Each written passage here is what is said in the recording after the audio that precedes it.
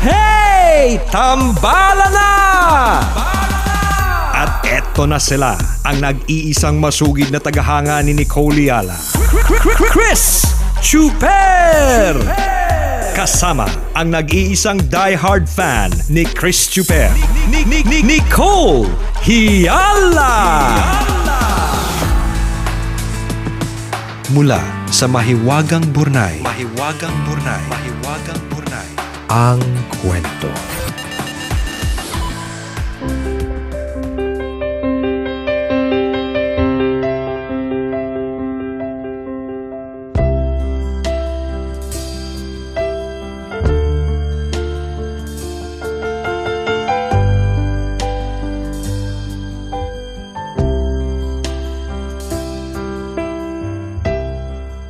Nais ko'y makapiling kang muli. Totoo yan, nasa Burnay? Binaboy ko lang partner para kasi pero seryoso dapat yung pagkanta.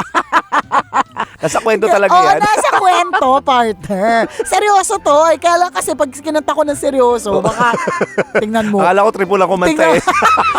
Tingnan mo nga, binaboy ko, pinagtawanan mo pa. Alam mo yung kantang yun? Oo naman. Oo, yan. 80s yun eh. Oo, of course, partner. So, kinanta ng maayos. Yun talaga. Okay.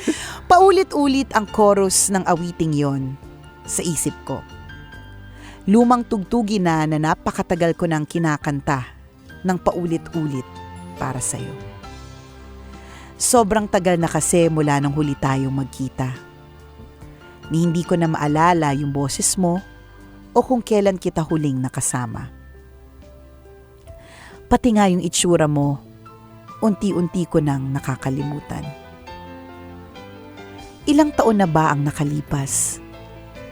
20? O higit pa? Bigla ka kasing umalis nun eh.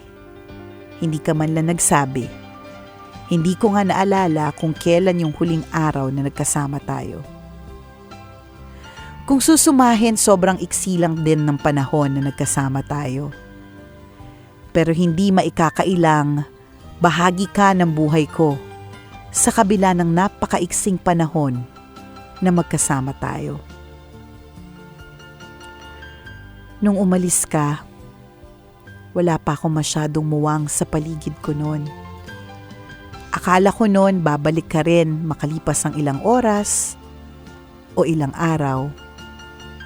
Pero naging buwan ang mga araw hanggang maging taon ang mga buwan.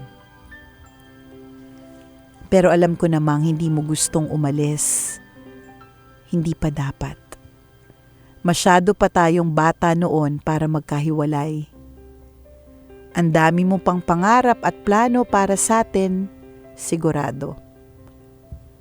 Kaya lang minsan talaga mapagbiro ang tadhana at madalas hindi nakakatawa ang mga biro niya.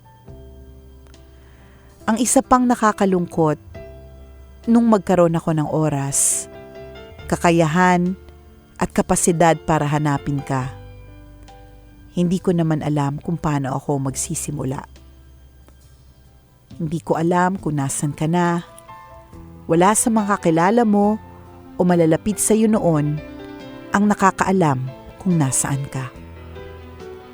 Pati yung mga taong malapit sa iyo na nakilala ko pa, hindi ko na alam ngayon kung nasaan, para sana makakuha pa ako kahit konting dagdag impormasyon tungkol sa iyo. Para ako naghahanap ng isang butil ng bigas na nahulog mula sa eroplano o naghahanap ng patak ng luha sa dagat. Kaya ngayon, idinadaan ko na lang muna ang lahat sa sulat at kanta.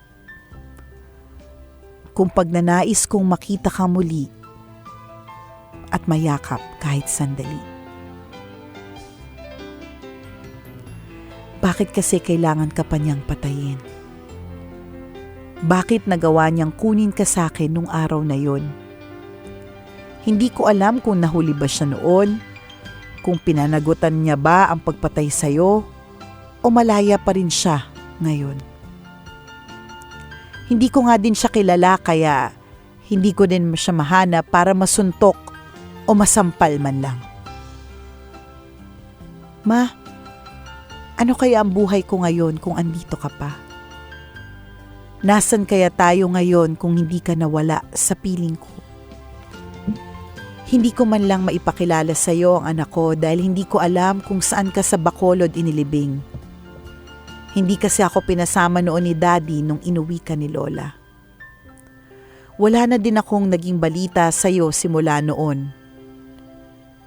Ang naalala ko lang noon ay ibinurol ka sa ilalim ng hagdan na may markang itim sa leeg at araw-araw doon ako umuupo sa taas ng hagdan para masilip kita kasi hindi ko abot ang ataol mo.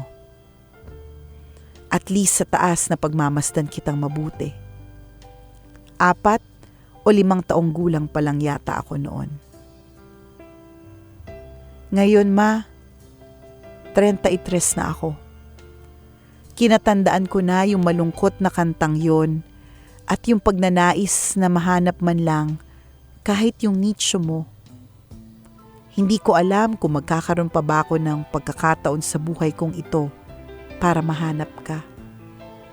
Pero alam ko, Ma, magkikita pa tayo. Hindi siguro sa buhay kong ito, pero alam ko, sa puso ko, magkikita ulit tayo at magkakasama.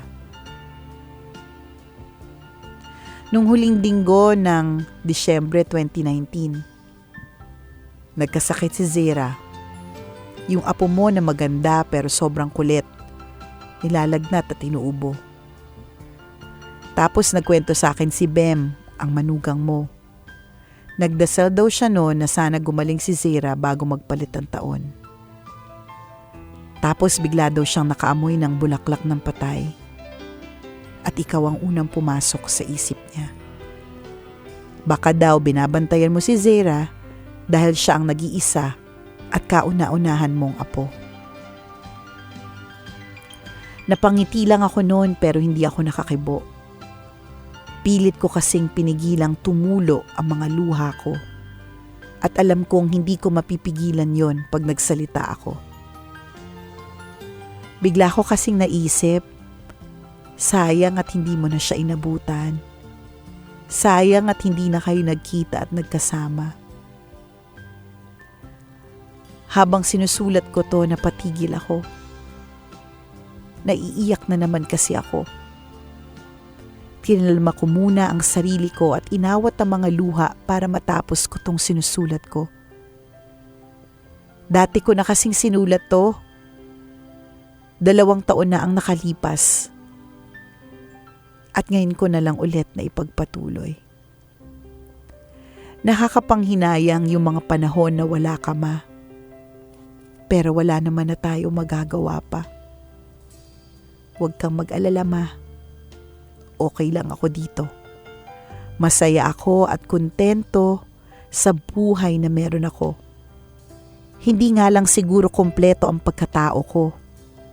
Pero alam kong kumpleto ang puso ko at hindi kita makakalimutan. Mahal at miss na kita, Ma. Sana magkita naman tayo sa panaginip ko mamayang gabi. Nagmamahal, Onin. Ang bukas na liham na ito ay ipinadala sa atin ni Oning Baitong, isang tambalanista. Always your number one SM radio station.